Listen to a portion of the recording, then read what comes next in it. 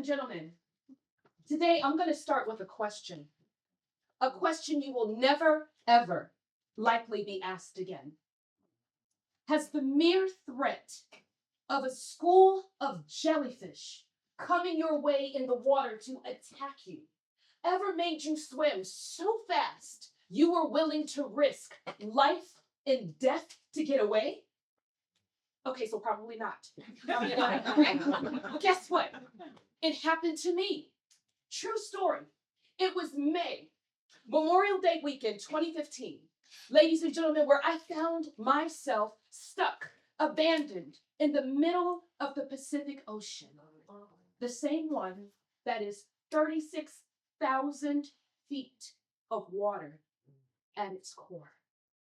Alone, afraid, with nothing more than a mere life jacket separating me from harm. Now, I know what you're thinking. At this point, you're thinking, what in the hell were you doing in the middle of the Good question. We'll get to that. But more important than what is how. How I got there. Yeah, this is me. How did I get there?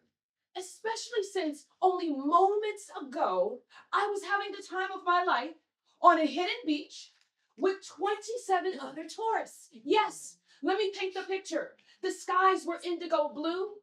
The mountainous pieces were hues of earth tones. There were lovers who were renewing their vows and bountiful babies bouncing balls, right? And all kind of GoPros and colors were everywhere.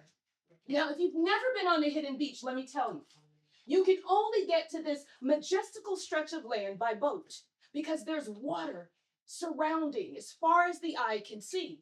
And when the boat takes you there, what you may not know is that it drops you off close enough to the hidden beach, and then all of the tourists who would like to experience the excursion have to swim the rest of the way.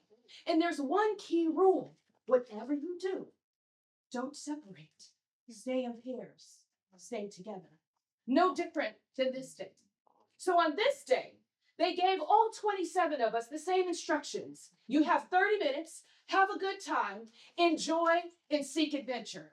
And I assure you that's what I intended to do, except something triggered. Something happened. Something went wrong. Well, on that hidden beach, all of a sudden, you all, I was triggered when the thought of jellyfish came up. You see, what happened is while everyone else was enjoying themselves, I was next to two tour guides who were speaking. And they were saying things like, jellyfish are coming from the north. Should we cut this short now or take our chances? Now, one jellyfish is already questionable, but a school can be deadly. That was it. In true Dawn Nicole fashion, I had found a problem in the middle of paradise. And I was not. Yes, I did. Right? Guess what?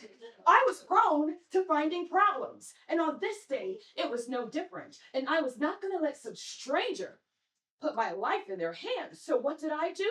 I put my flippers back on, and while everyone was just in bliss, my fight or flight kicked up, and I was ready to swim back before harm. Now let's talk about fight or flight. Fight or flight is this instinctive, primal thing that we all have. It's designed to keep us safe at the mere threat or imminent threat of harm. But studies also show it can lead us astray. In fact, there are more cases where fight or flight has caused us harm than good.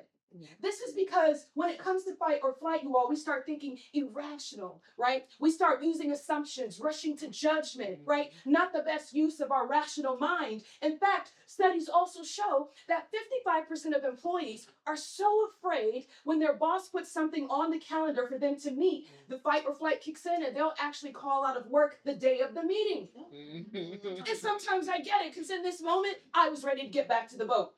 So what did I do? I put those flippers on and I cleared the beach, and as fast as I could swim, I went back to the boat, except this is where things went wrong.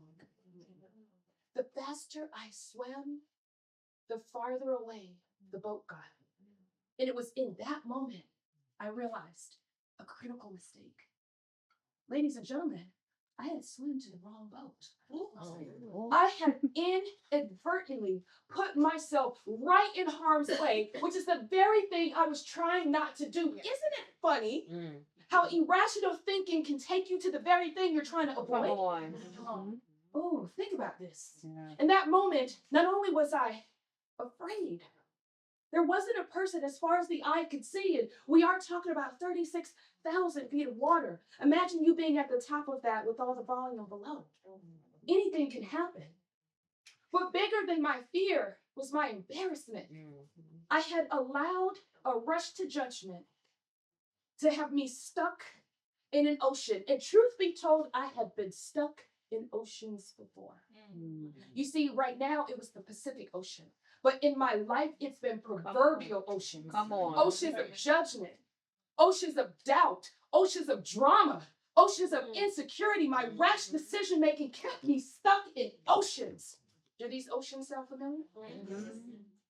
At this point, I thought further, not just about the oceans, but how many relationships did I ruin because of my rash decision-making? I mean, how many friendships did I sabotage? How many relationships did I sever? How many things did I quit before I ever began because of my rash decision-making? Something to think about. So on this day, I would make it home safely, but let me tell you something. Years would go by, and in my mind's eye, I would replay this day over and over, and I would ask myself, Dawn Nicole, how could this day have been different? A different outcome? What would have happened that day if you waited? Why can't I ever just wait on instruction? After all, patience is a virtue. And why didn't I ask someone? What is wrong with me? Why was I taught to be so strong I just do things? Had I had asked someone, got a collective perspective, a unanimous decision, right? That would have been helpful, because guess what? Where you stand on anything always depends on where you sit. And seats change all the time. What would have happened had I asked? And most importantly, what would have happened had I just lived in the moment, stayed on that hidden beach, and met the magic of the moment? We'll never know. So this is what I will tell you. As the years will go by, there's a perpetual question that lingered in my mind. And the question was, Dawn Nicole, is our fight or flight fundamentally flawed? Or is it that we are? We are. Every single time we bring our single-minded, biased perspective to the table, we rush to judgment, and we don't seek collective perspective. Every single time we seek problems instead of possibilities. So the question turns into a lesson. For me, for you, for all of us. Here's the lesson. Let's not let fear or rush to judgment or fight or flight without insight make us miss the boat to the best ride of your life.